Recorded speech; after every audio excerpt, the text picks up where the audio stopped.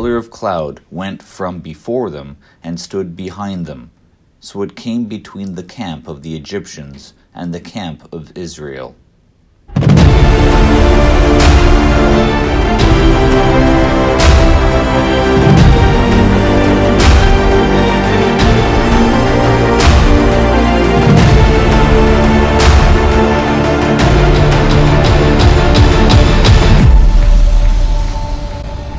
Then Moses stretched out his hand over the sea, and the Lord caused the sea to go back by a strong east wind all that night, and made the sea into dry land, and the waters were divided.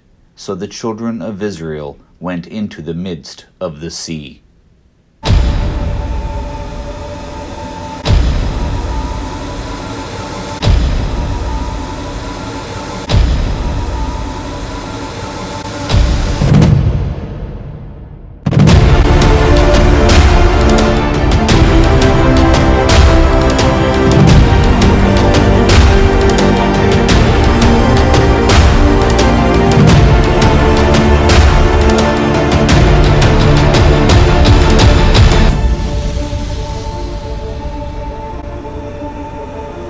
And the waters were a wall to them on the right hand and on their left.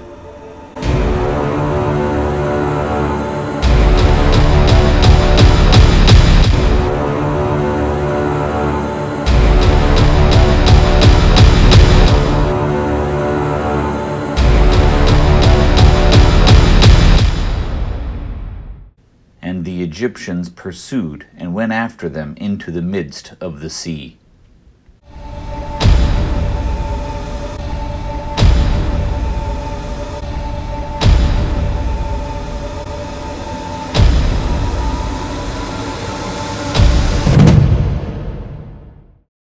Then the waters returned and covered the chariots, the horsemen, and all the army of Pharaoh that came into the sea after them.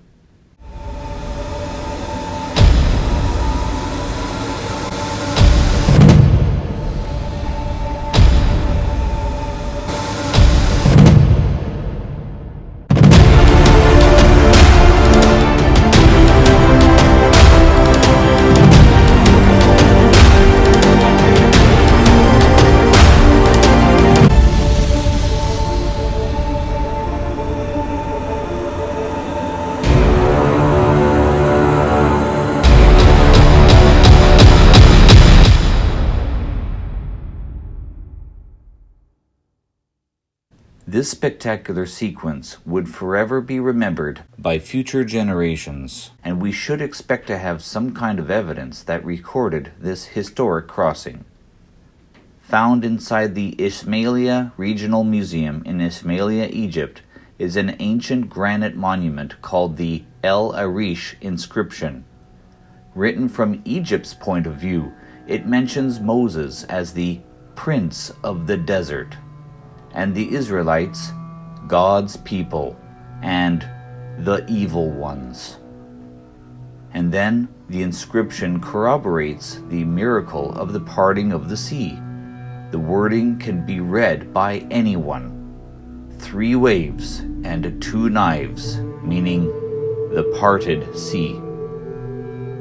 This event became known far and wide throughout the ancient world, not just by the Israelite people. Remember, in the previous episode, when we last looked at verse 1238, it stated, "A mixed multitude went up with them also." This suggests that there may possibly have been people that were not only Israelites, but other races as well. Since Beatak had found evidence of Minoan art in Avaris from the time of Israel's settlement there, it seems the Israelites had a close connection with them. The Minoans were pre-classical Greek people who lived in the Cyclades of the Aegean Sea, so sometime after the Exodus, they would have returned to their land along with the tale of the Red Sea crossing. A world-shaking discovery was found on the Greek island of Mycenae. 3,500-year-old tombs were found deep inside a cave with vaulted ceilings. Nearby is a very large mound shaped like a pyramid, further proving their early connection with Egypt. Inside the tombs were found Egyptian swords and gold. In Exodus 12, before they left, we're told that they plundered the Egyptians of their gold.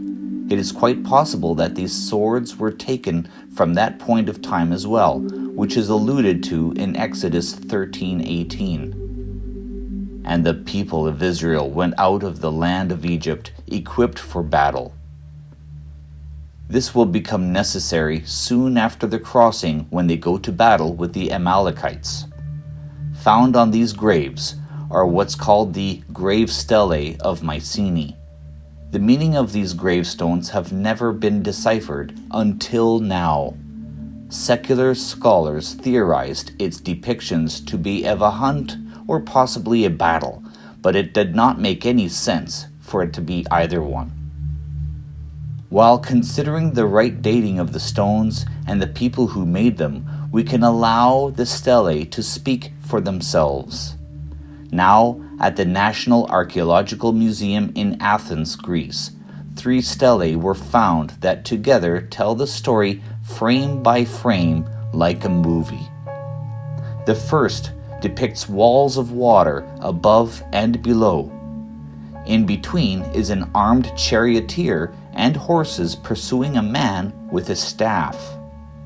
The second has the same scene, only that the water is now gathering like whirlpools together.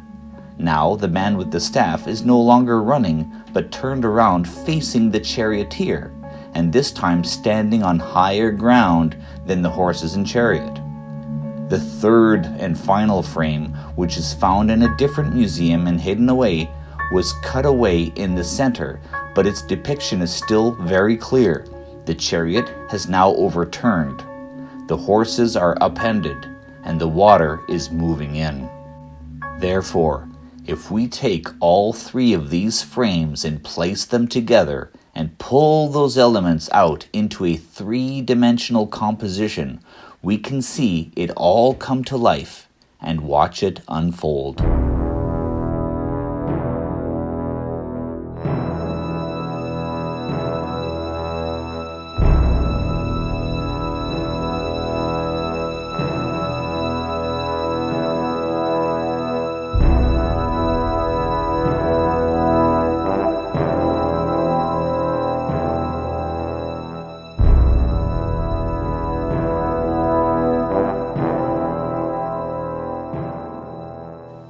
How amazing to actually see a visual account of this timeless biblical tale dating back to the very time of Moses and the Exodus.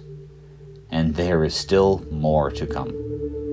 A very important piece of evidence that can still be found today at the very site of the crossing are 2 matching columns that were erected here on both sides of the Gulf 400 years after the miracle crossing by none other than King Solomon to commemorate this historic event.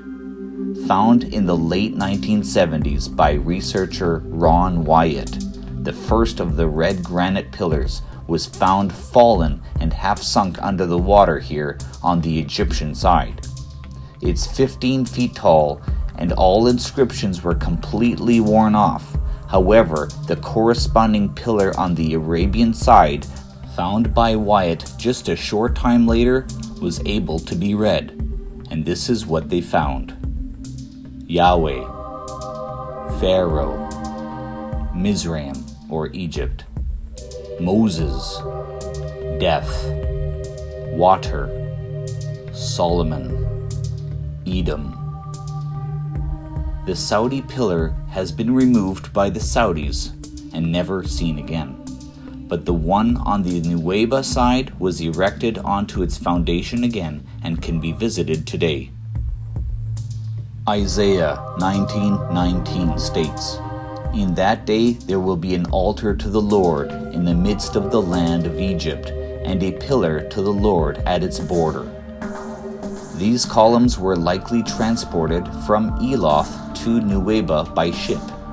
1 Kings 9:26-27 reads, "And King Solomon made a navy of ships in Ezion Geber, which is beside Eloth, on the shore of the Red Sea, in the land of Edom.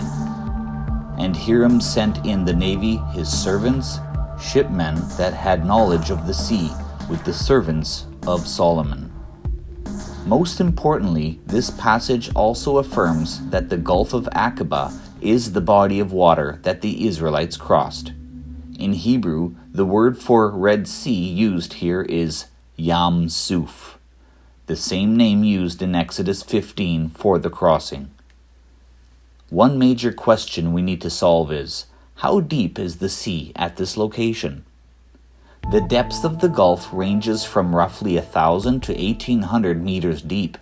This is quite cavernous as it is part of the Great Rift Valley and would be much too steep a decline for anyone to walk down, specifically with elderly, children, flocks of animals, and carts. However, at this point from Nuweiba to Arabia, reaching roughly 9 miles across, there is an underwater land bridge where the depths are much shallower and would be easily manageable to cross. Ron Wyatt took a small team of divers into the sea at this site and claims to have also discovered chariot parts, and photos of some of what he found will be presented in a moment. These findings have sparked an interest with divers from all over the world to come in search of remains of Pharaoh's army. But finding chariot parts after 3,500 years would seem impossible, given that everything would have been rapidly consumed and decayed. Wood decomposes very rapidly in water. However, some argue that if the parts were buried under the silt, it could have survived, and later coral would have grown over the parts and take on the shape of the wheels before the wood decays internally. Oceanographers have stated that this preservation would be possible if these parts were encrusted and then buried and then recently uncovered again. Most importantly, however, is that it would be very possible if God chose to preserve any of this history for us, as we've seen in so much evidence in this series so far, and then it would be possible to still find them. Each of the following findings match the chariot wheel and hub designs from similar period as displayed in the Cairo Museum, as well as those depicted on temple walls, tombs, and monuments. Here are some of the confirmed findings by explorers like Ron Wyatt, Eric Lemke, and Dr. Leonard Moeller.